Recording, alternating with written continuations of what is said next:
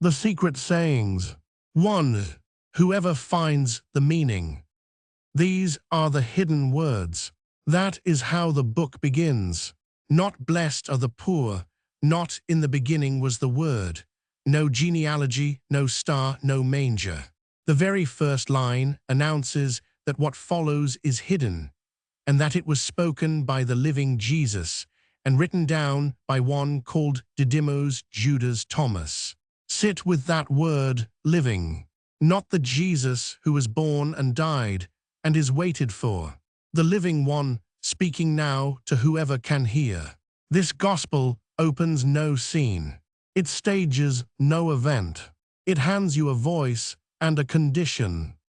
Whoever finds the interpretation of these sayings will not taste death. Hear what it does not say. Not whoever believes, not whoever obeys, or is baptized, or is forgiven. Whoever finds the interpretation, whoever reads these words, breaks them open, and reaches the meaning underneath, will not taste death, not be spared death, not escape the grave, not taste it as though death were a flavor, something the body passes through without the self ever having to swallow it. The promise is not that you will live forever. It is that, for the one who understands, death loses its taste. It stops being the thing that ends you. That is the dare the whole gospel rests on, made before a single miracle, before a single commandment. Just a voice, and the claim that hidden inside its sayings is something worth not dying for. This is the first step of a path, and the path begins with waking, with the suspicion that you have been asleep. So the book does not hand you a creed. It hands you a method, in 4 words, the shape that finding always takes. Let the one who seeks not cease seeking until he finds. And when he finds, he will be troubled, and when he is troubled, he will marvel, and he will reign over the all. Seek, find, be troubled, marveled. Notice the order, because it is not the order we expect. We are taught that the truth will comfort us, that to find is to come to rest. This says the opposite. When you find, you will first be troubled. Of course you will. The meaning, when you finally catch it, costs you the world you had before it. Every easy answer, every borrowed certainty, every version of yourself that depended on not knowing. Finding is a kind of loss. Only past the trouble comes the marvel, the wonder that opens when the loss turns out to be a door. And only past the wonder, the reign, to reign over the all, to be ruled no longer by the things you used to fear. This is not a gospel of belief. It is a gospel of finding. And finding here is dangerous. It asks everything of you before it gives anything back. Then comes the saying the whole book hangs from. The third, picture the teachers of his day and ours pointing somewhere far off, upward, outward, telling you the kingdom is elsewhere and later. He answers them directly. If those who led you say to you, "Look, the kingdom is in the sky," then the birds of the sky will get there before you. If they say it is in the sea, then the fish will get there before you. Rather, the kingdom is inside you, and it is outside you. If it were in the sky, the birds would beat you to it. If in the sea, the fish. He is not being clever.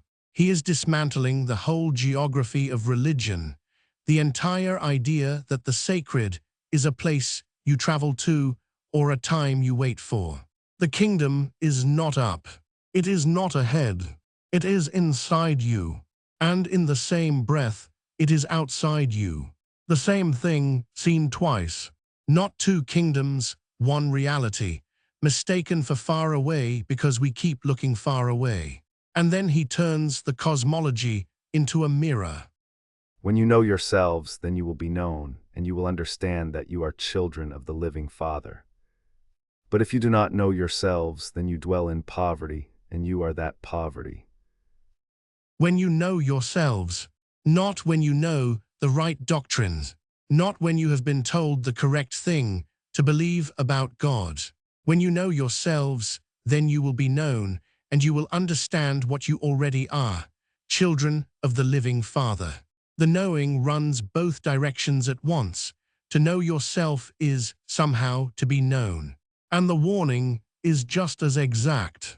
If you do not know yourselves, you live in poverty, and you are that poverty. The lack is not around you.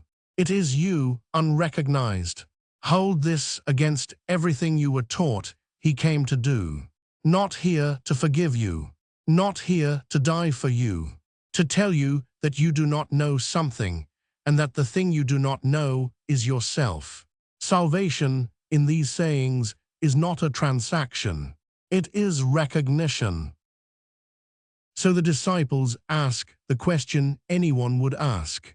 Near the end of the book, they want the date. When will the kingdom come?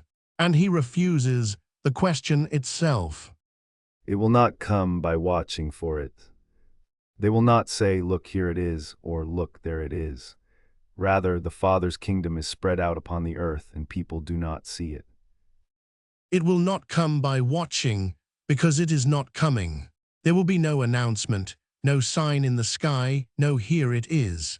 The Father's kingdom is already spread out across the earth. This table, this stone, this breath, this ordinary, unremarkable afternoon, and people do not see it. That is the whole wager of the gospel, made in its very first sayings. The thing you have been waiting for has already arrived. It was never late.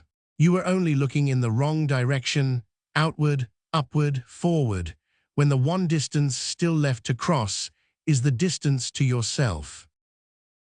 That is where this begins. Waking to the possibility that you have been asleep, and that what you were promised is not far off, but underfoot. In the next reading, where, according to this same Jesus, you came from, and why he says it is older than the world.